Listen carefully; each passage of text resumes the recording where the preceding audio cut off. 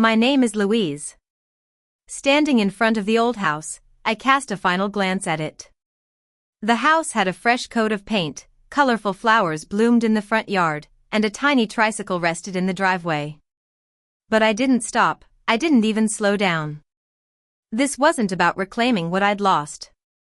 It was about leaving before I lost myself, and ensuring that no one would ever make me feel invisible again. Let me take you back to the events that led me to this point. I was in the kitchen, scraping the last bit of salad dressing into a container. My mom, Mrs. Thompson, a woman who always seemed to put my younger sister, Lily, on a pedestal, walked in. "It's calm as can be outside," she commented, as casually as if she were reading the weather report. "We're out of almond milk again. Can you pick some up on your way home from work, Louise?" I didn't look up. I just sealed the container and asked, "Is this for you or for Lily's stress?" Mom never laughed when it came to Lily. "It's for her tea," she replied, folding the grocery list meticulously. "She needs to relax before her trip." I paused. "What trip? Where is she going?" "To a wellness retreat in Norway. Cold air is great for reducing stress," she said nonchalantly. I turned around slowly, my hands wet from the running faucet. "She's going to Norway? How is she paying for it?" "She won it in a raffle online," Mom said quickly. I repeated, "She won a retreat to Norway in a raffle?" "Yes." "Louise, don't be so skeptical.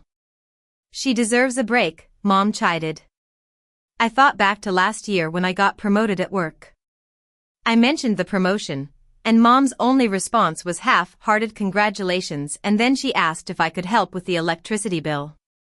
I dried my hands slowly, and the edge of the dish towel caught on my ring. "Remember when I got promoted? You hardly cared about my achievement but were quick to ask for money," I said. Mom's face tightened. "That's not fair, Louise." I retorted, "No, it isn't." Just then, Lily sauntered into the kitchen, wearing the scarf I'd given her for her birthday. She'd once said it was too plain. She looked radiant, as if Norway was already doing her good. She opened the fridge and asked, "Where's the almond milk?" I didn't answer. Mom handed her the list. "Louise is getting it." Lily planted a kiss on Mom's cheek and said, "Thanks, sis," without even looking at me. Then she flitted out of the door. The silence that filled the kitchen was heavier than before. I thought Lily was broke. Mom said she needed the trip. "You don't understand how hard it's been for her staying at home," she told me. I didn't argue, but I knew deep down that something wasn't right. It wasn't just about the almond milk or this trip, it had been off-kilter for a long time. The next day, I did a quick search about the Norway Wellness Retreat raffle. As I suspected, there was no such legitimate raffle. At dinner, I casually asked Mom about it. She was heating up a frozen meal, pretending it was a home-cooked feast, as she often did to seem in control. "So, what kind of raffle was it?" I asked. Mom blinked, then stared at the microwave as if it had offended her. "Just a travel sweepstakes thing. You know how Lily is with those online contests. She's always entering something," she said. I took a bite of the tasteless meatloaf and nodded slowly. Funny, she didn't say a word about winning. Usually, she brags about these things. Mom gave me a look. "She probably didn't want to upset you. You've been so busy at work." I replied, "I'm not upset. I'm just tired. Tired of being the one who keeps this family going, like a silent generator that's only noticed when it breaks down." The next morning, the credit card company called while I was in a meeting.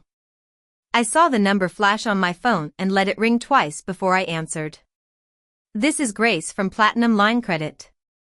We're calling to verify some activity on your account," the woman said in a polite yet firm tone. I stepped out of the room. "What kind of activity?" "Multiple high-value transactions from Norway. Luxury accommodation, spa services, and shopping. Just confirming if you're traveling," she informed me. I closed my eyes. No, I'm not. She paused. Would you like to freeze the card? Yes, immediately, I said. It turned out that $24,000 had been charged to my card in less than 3 days. I scrolled through the itemized report she emailed me: a boutique hotel, private tours, a thermal spa, and a dog sledding excursion. I forwarded it to myself and printed it at home. I left the pages on the table where Mom always read her newspaper, without saying a word. That evening, when I got home, the living room was eerily quiet. Mom was folding laundry with a forced determination. Dad, Mr. Thompson, who usually only spoke when sports were on TV, cleared his throat. She didn't mean any harm, he said. I waited. Mom added, you always leave the card out. It's not like she stole it. I picked up the print out and held it up. $24,000 in 3 days. She thought it was expiring and didn't want it to go to waste? I stared at her. Mom hesitated. Well, more or less. I didn't say another word. I just grabbed the paper and went upstairs. On the voicemail, Lily's voice was as chirpy as ever. Hey, sis. The card stopped working. Can you fix it? I still want to go on the fjord cruise. Love you. She hung up without waiting for a reply. I didn't tell them right away that I'd frozen the card. They found out the next morning when Lily called from the hotel lobby. Mom was in the living room, sipping her 3rd cup of coffee from a mug that said Blessed Life. She says her card isn't working, Mom said, holding the phone to her ear. I didn't look up from my laptop. No, it isn't. Mom blinked. You turned it off? I reported it stolen, I said calmly. Dad called from his recliner, that seems extreme. I replied, she took it without asking. That's theft. Mom's voice grew tight. You always overreact. Lily called again. I ignored her. Her voicemail said, seriously, you canceled it? I have things booked, Louise. That's so immature. I was going to get you something. That last part made me laugh. It was as if a keychain from a tourist shop could justify $24,000 in unauthorized charges. Later that day, Mom knocked on my bedroom door. It had been years since she last did that. We need to talk, she said. I closed my laptop. She stepped in and sat down, as if she still had full authority in my life. She's stranded. She's in a 5-star hotel, with no money for food. She had lobster dinner last night, and it's on the invoice. She's your sister, Louise. I sat up straight. Do you remember when I was in college and got a stress-induced anxiety disorder from working 3 part-time jobs? I called you, crying, because I needed $2,000 for therapy. You told me Lily needed a new laptop for school more. Mom looked uncomfortable. You're bringing that up now? That was a different time. It's always a different time, I said. In that moment, she looked older, not just tired but exposed, as if the lines on her face were from wearing a mask of favoritism for too long. Then, to my surprise, she reached out and placed her hand on mine. I know we haven't always treated you fairly, but right now, she really needs you. I didn't pull away, but I didn't agree either. I thought of Lily's demanding voicemail, the expensive receipt, and the way she said fix it as if I was her personal assistant, not her sister. I remembered when I turned 16 and they bought Lily a brand new bike while I got a second-hand book. And I thought about the house. Dad had signed the deed over to me 5 years ago when he couldn't pay the property taxes. The deal was simple, I paid, and I owned it. After a moment of thought, I smiled and said, okay. Mom looked up, a mix of surprise and relief on her face. You'll help? I stood up and walked to the dresser. I opened the top drawer and took out a different card, a black and used one. This one is still active. Book her whatever she needs.